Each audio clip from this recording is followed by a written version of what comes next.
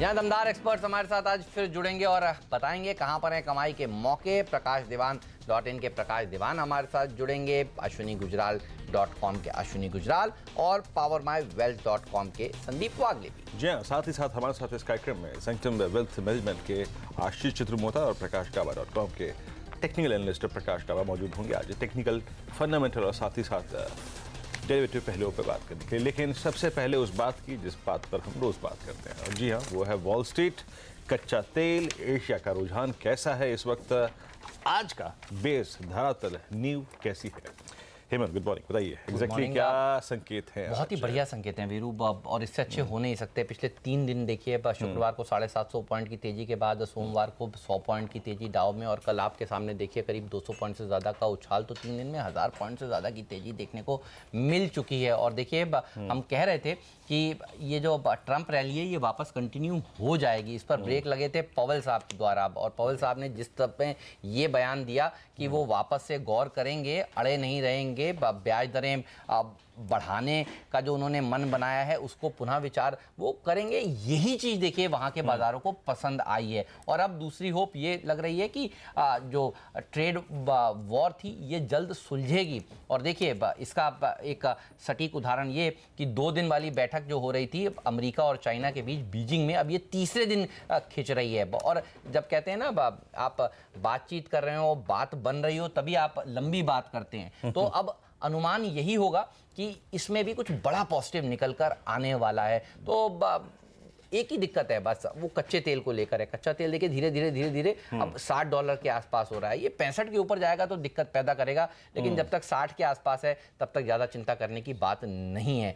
10,900 के ऊपर देखिए टिक चुका है SGX निफ्टी, और करीब यहाँ पर हम आज पहुँच जाएंगे। और आपने कल सुबह कहा था डरिए मत, घबराइए मत, तेजी करिए, बैंकिंग का स्टॉक्स में ज़्यादा अच्छी रैली देखने को मिलेगी। और क्या भागे देखिए बैंकिंग स्टॉक्स, और इन्हीं बैंक्स के दम पर दरअसल हम ये मुकाम हासिल कर चुके हैं। लेकिन मेरा सवाल ये है, 10,900 950 ये है बड़ा कंजेशन वाला जोन, पार कर पाएंगे या एक बार फिर से नीचे आएंगे? यहाँ पर डेटा क्या कहता है? मैं एक चीज बताऊँ आपको, मैं डाउ जोन्स और आपका निफ्टी दोनों आज बहुत क्रिटिकल लेवल को विजिट करेंगे। आपको बता रहा था मैं 2 दिन पहले कह रहा था कि वॉल स्ट्रीट, डाउ जोन्स जा रहा है एक बड़े क्रिटिकल लेवल को छूने के लिए। कल का हाई था ऑलमोस्ट, आप देखिए तो 23,900।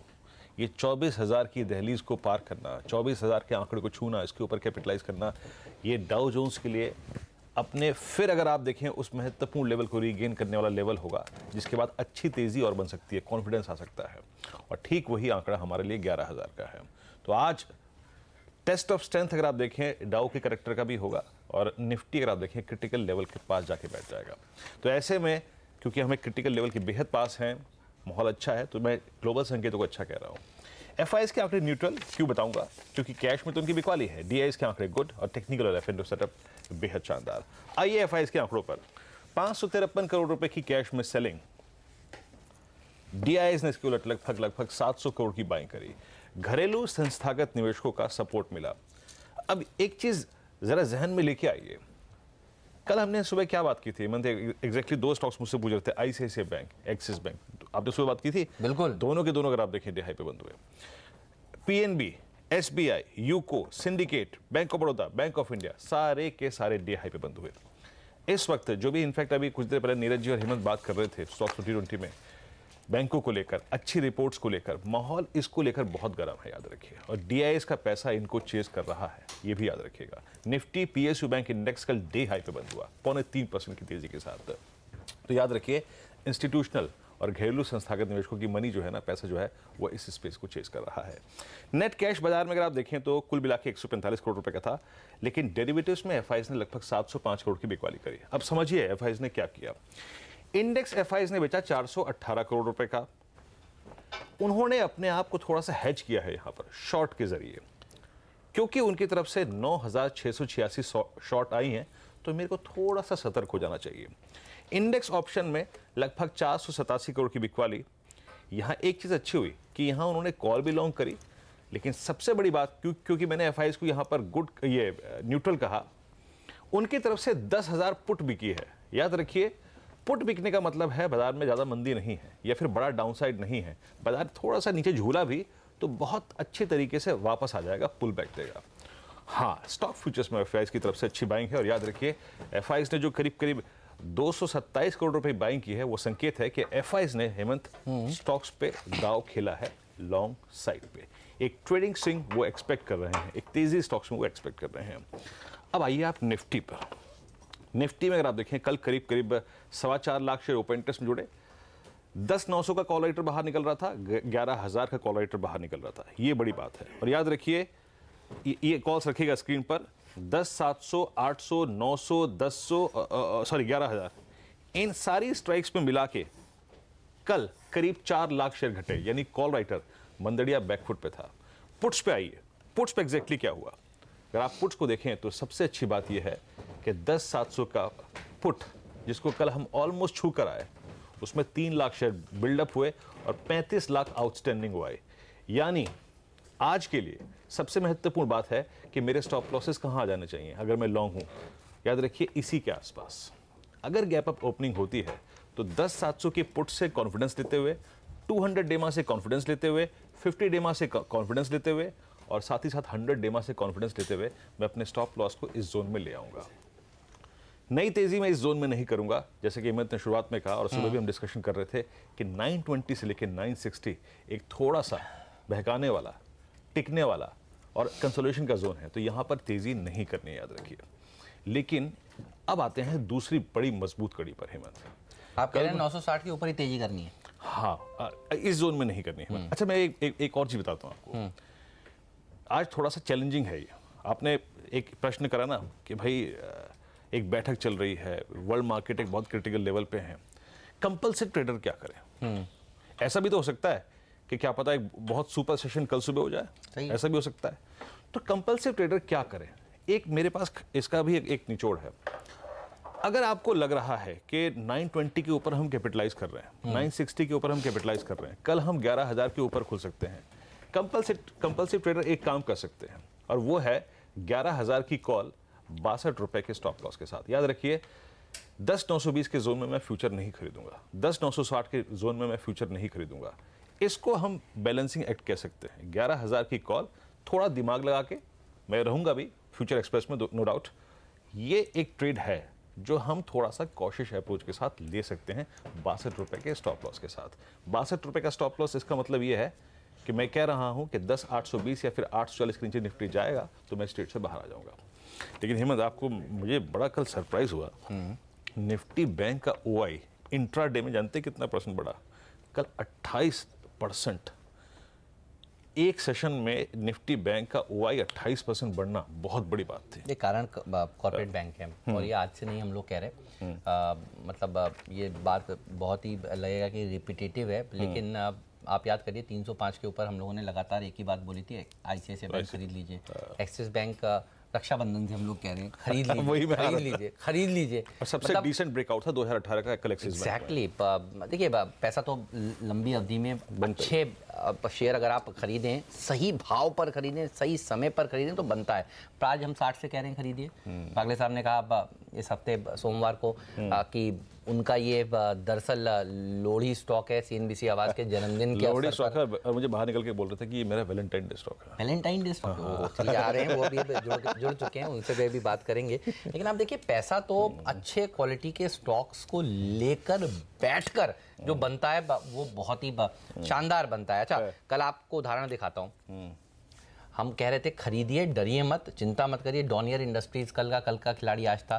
देखिए 18-20% तक की रैली उस स्टॉक में देखने को मिली। नीरज ने कहा था शाद्री इंडस्ट्रीज खरीदिए, ये देखिए 12-15% प्राइस तो देखिए भाग ही रहा है। और कल जब 8% नीचे खुला था ग्रू फाइनेंस, हम ये कह रहे थे 8% में मानेगा नहीं है, ये 12% जब नीचे था तब भी हमने कहा था 12 में भी नहीं मानेगा। देखिए 16.5% नीचे जाकर ये बंद हुआ है। तो जो कंसेंसस ट्रेड्स हो जाते हैं उनका दरअसल ये हाल होता है। अच्छा, टाटा एल्क्सी अर्निंग सीजन में हम हर बार बताते हैं नतीजे कौन से अच्छे आएंगे, कौन से खराब आएंगे। सबसे पहले हमने इसी चैनल पर जब 107-8 रुपए का भाव था, कहा था सोमवार को जब बढ़िया बाजार था कि टाटा एल्क्सी बेच दीजिए, और देखिए किस तरह का फायदा हुआ है।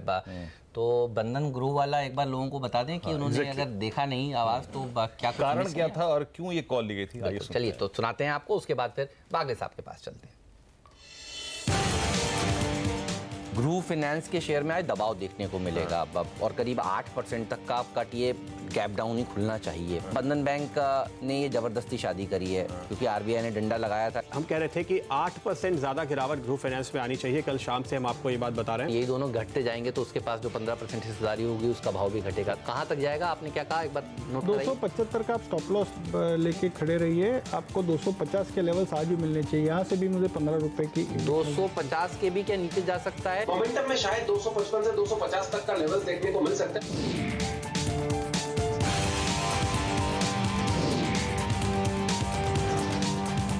तो देखा आपने वन थिंग जो एग्जैक्टली एक अप्रोच थी इन दो, अगर आप देखें स्टॉक्स पे जो कि कल सेंटर ऑफ अट्रैक्शन थे, उस पर एक सही अप्रोच ली गई है। खैर लौटते हैं निफ्टी बैंक पे, जैसे कि मैंने हेमंत को कहा कुछ देर पहले, बड़ा स्ट्राइकिंग डे था। अगर आप देखें कल मेरे टारगेट्स भी ऑलमोस्ट अगर आप देखें अचीव हुए। एक और चीज़ है मैं कहना चाहता हूँ, जरा ऑप्शन के डेटा लेके आएंगे निफ्टी बैंक के प्लीज़।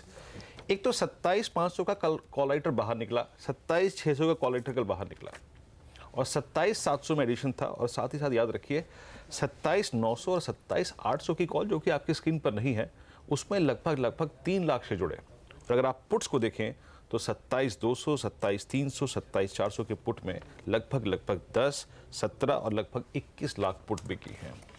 याद रखिए निफ्टी बैंक जो है ना, वो आज अगर मिलता है आपको स्क्रीन पर 27,800, 27,850 या फिर 27,877, इस जोन में निफ्टी बैंक को एक बार बुक कर लीजिएगा, क्योंकि ये उसका एक टेक्निकल टारगेट है। और 28,000 के जोन में 500 के मल्टीपल पर इसको एक बहुत बड़ा साइकोलॉजिकल प्रेशर मिलेगा। तो यहाँ पर मेरी अप्रोच ये होगी। और मैं एक बार फिर बोल देता हूँ कि पीएसयू बैंक्स को मत छोड़िएगा। हमने याद रखिए वो निफ्टी पीएसयू बैंक इंडेक्स पर एक कॉल ली थी जब ये 3,000 का ब्रेकआउट आया था, 200 डेमा के ऊपर सस्टेन हुआ था। कल एसबीआई ने हेमंत, अब मुझे याद है एक बार 2-3 क्वार्टर पहले आपने जो कॉल ली थी 325 वाली, है ना, ये कल उस जोन में एंटर कर गया है। बिल्कुल। तो और पीएसयू बैंक्स को छोड़िएगा मत। स्लोली एंड स्टेडीली देखिए बढ़ता जा रहा है और ये पॉकेट को और फायदा मिलने ही वाला है। चलिए एसजीएक्स निफ्टी ये दिखा रहा है कि और अच्छी मजबूती हो रही है, हांगकांग के बाजारों में और अच्छी रैली देखने को मिल रही है। बागले साहब हमारे साथ जुड़ चुके हैं। बागले साहब गुड मॉर्निंग, बताइए क्या व्यू है मार्केट पर सबसे पहले? Good morning Hemant, good morning Viren. Hemant पहले तो आप ये बताइए कैसे कर लेते हो? मुझे एक्सिस बैंक का जब आप बोल रहे थे मुझे याद आ रहा था, मुझे इनफैक्ट वो दिन भी याद है, कुछ 6 महीने पहले जब वो फर्स्ट टाइम शिखा शर्मा की न्यूज़ आई थी, और तब चार्ट्स में कुछ नहीं था। मेरे चार्ट्स में अगले दिन या 2-3 दिन के बाद आने लगा। मुझे वो 510, 515 के लेवल पैसे बनाने के लिए सर कुछ भी कर सकते हैं। देखिए सबके पैसे बनेंगे जी, ये कोई इलिक्विड स्टॉक तो है नहीं। जिसने भी खरीदा होगा, कैश में खरीदा होगा, एफएनओ में खरीदा होगा, खरीद के रखा होगा। और तभी हमने 800, 850 की बात बिल्कुल बात करी थी, और हम उसको मेंटेन करते हैं। जी हाँ। ना अपनी पीठ थपथपाना अभी हम बंद करेंगे। नहीं, बट क्या है सर, हम नहीं थपथपाएंगे तो कौन, लोगों को पता कैसे चलेगा? जिक्र करना जरूरी है। मैं इसके लिए जिक्र किया क्योंकि मेरा एक्सिस बैंक आज भी बाय है। ओके, ग्रीन ब्रेकआउट है, वो क्लियर है। कल एकदम मतलब दोपहर में क्लियर था। निफ्टी की मेरी 10,770, 10,890 की रेंज है। तो मेरे लिए निफ्टी में अच्छा माहौल है, लेकिन ट्रेड नहीं है। अच्छा, स्टॉक स्पेसिफिक ट्रेड कल था, कल था, बिल्कुल था। अभी 70-80 पॉइंट, 90 पॉइंट अगर गैप अप खुलता है तो आप बाय करेंगे तो ये परफेक्ट ट्रैप होगा। अगर बाय करना है तो 40-50 पॉइंट के फॉल के लिए, गिरावट के लिए, करेक्शन के लिए वेट करना ही होगा। कह नहीं सकते आएगा नहीं आएगा, तो इसके लिए मैं कह रहा हूँ ट्रेड नहीं है। बैंक निफ्टी आपके लेवल से मैच हो रहा है 27,400, 27,800। आई थिंक आपने 27,800 की बात की, वो दिख रहा है। और बैंक निफ्टी स्ट्रांग है, वो भी दिख रहा है। Stock specific Axis bank buy करके चले। 645 का स्टॉप लॉस, 666 का टारगेट, ये मेरा इंट्राडे है। पोजिशनली इससे कई ज्यादा है। दूसरा है यूबीएल, जिसका भी हमने मॉर्निंग में जिक्र किया था, और उसमें बड़ी वाली मूव आई नहीं है। मुझे लगता है वो आ जाएगी। अनफॉर्चुनेटली अगर वो गैप अप ही होता है तो अपॉर्चुनिटी नहीं मिलेगी, बट ज्यादा गैप अप नहीं हुआ तो इसमें अपॉर्चुनिटी मिलेगी। 1395 का मेरा स्टॉप लॉस है। 1449 का 1 to 2 डेज का टारगेट है। ओके, पाटिल साहब आपकी एक कॉल थी और मैं 1-2 स्टॉक्स पर और डिस्कशन चाहूँगा। कई बार क्या होता है, किसी स्टॉक का लेवल स्क्रीन पे देख के अचानक इन्वेस्टर्स, ट्रेडर चौंक जाते हैं, अरे यार इस स्टॉक को क्या हो गया एकदम से, कल तो ये मंदी की ग्रिप में था। अब क्योंकि हम एक अच्छे लेवल पे खड़े हैं, प्रेशर मंदड़ी के ऊपर है। सन फार्मा को देखिए, कल आप डे हाई पर बंद हुआ। अभी कुछ दिनों पहले हम बात भी कर रहे थे सन फार्मा और सिप्ला पे, याद होगा आपको, डे हाई पर जाके बंद हुआ। ये जो इसने ऑर्बिट चेंज किया है अपना, ये लोअर लेवल से निकल के, लोअर एजेस से निकल के ऊपर आया है, ये एग्जैक्टली है क्या, और क्या ये सस्टेनेबल है? वीरू 390 400 का एक बेस बना है, सस्टेनेबल है या नहीं है ये 460 के ऊपर अगर सस्टेन करता है तो मैं ज़्यादा कंफर्टेबल रहूँगा, क्योंकि एक इसका 450 455 में एक स्ट्रॉन्ग रेजिस्टेंस है। तो बहुत जल्दबाजी ना करें, मार्केट करेक्ट करता है या थोड़ा बहुत हल्की सी गिरावट आती है कोई भी दिन कोई भी समय, तो ये थोड़ा सा अंडर परफॉर्म कर सकता है। अगर 460 के ऊपर वीकली क्लोज हो जाता है तो मैं सीधे 520 530 तक की बात करूंगा। और क्योंकि ये स्टॉक 410 से लेकर 440 450 के आसपास आया है, थोड़ा सा मैं, ऐसा नहीं है कि मेरा इसमें बेरिश व्यू है, बट थोड़ा सा कॉशन की मैं बात करूंगा। देखिए वीरू कितने रंगीन आदमी है वागले साहब, ये देख रहे हैं, कलरफुल दर्शकों को भी दिखा, देखिए कितनी रिसर्च करके आए हैं, कितनी बढ़िया कि देखिए कौन से स्टॉक्स पे बात करें। इसे कहते हैं मुनाफे की तैयारी, पूरी तैयारी करके आते हैं वीरू। तो एक सवाल तो इन्होंने, आप एक एडजेक्टिव जोड़ना भूल गए, बताइए ना। Professor Veeru. Professor Veeru professor लोग ऐसे करते हैं। हाँ, प्रोफेसर लोग ऐसे ही करते हैं। तो मुझे भाई स्कूल की याद आई देखकर। अच्छा, हाइलाइटर से बाकायदा देखिए, पिंक, गुलाबी, हरे रंग के हाइलाइटर से देखिए पूरा हाईलाइट करके बढ़िया करके। तो देखिए अभी ये एक ही दो स्टॉक्स की बात हुई है और ये सारे स्टॉक्स दिखाने वाले हैं। मैं नहीं इन सब पर हम हेमंत को, ये हेमंत का देखिए, ये है ये ग्रीन पेन। हेमंत के पॉकेट में 2 पेन रहते हैं, ग्रीन और रेड। तो मैंने ना ये आके सीख लिया यहाँ पर, जब से CNBC आवाज आया हूँ। ये हाईलाइट में इसलिए करता हूँ ना क्योंकि ये डेटा को कैच करने में बहुत मदद करता है। और आपने जो ये ग्रीन और रेड रंग के पेन रखे, उसको मैं थोड़ा और आगे ले गया और मार्कर से अगर आप देखें तो अच्छा, मैं एक्चुअली सोच रहा था ये आपकी मल्टी कलर्ड पर्सनालिटी से मैच। मैं तो भाई चलिए, तो बहुत सारे स्टॉक्स हैं जिस पर हम बात करेंगे। और देखिए बहुत इंपॉर्टेंट एक इवेंट है GST काउंसिल की बैठक का, जो कल होने वाली है।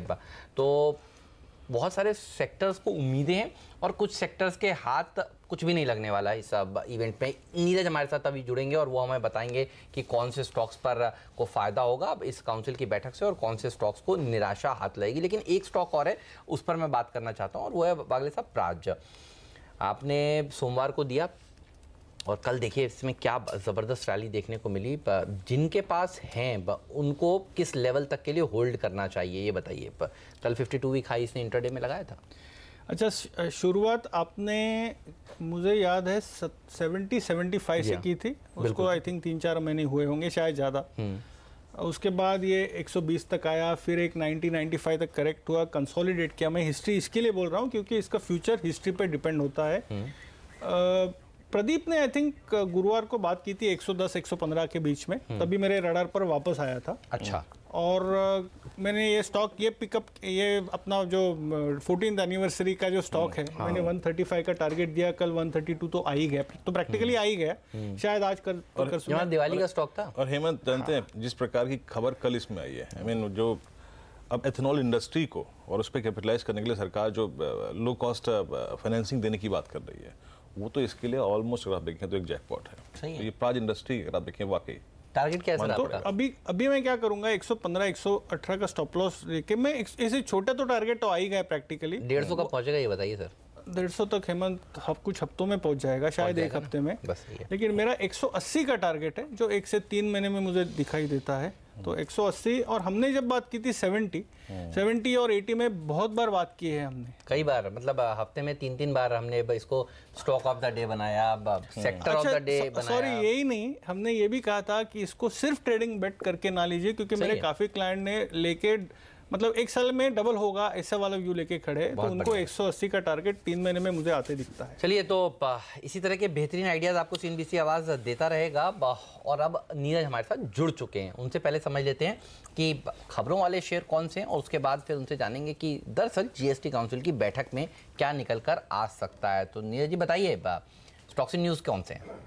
देखिए, स्टॉक्स इन न्यूज़ में जो सबसे पहला स्टॉक है वो इन्फोसिस है। इन्फोसिस पे इसलिए रखनी चाहिए कि नतीजों के साथ ही जो कंपनी है वो बाईबैक और स्पेशल डिविडेंड का ऐलान कर सकती है। अब बाकायदा इसकी औपचारिक तौर पे एक्सचेंज पे नोटिस है। पहले भी ऐसा लग रहा था जब खबरें आ रही थी। तो पिछले बार मुझे ध्यान है अप्रैल-मार्च के आसपास इनकी जो कमेटी की बैठक हुई थी, उसमें तय हुआ था कि काफ़ी पैसे कंपनी के पास है और वो निवेशकों को देना चाहती हैं।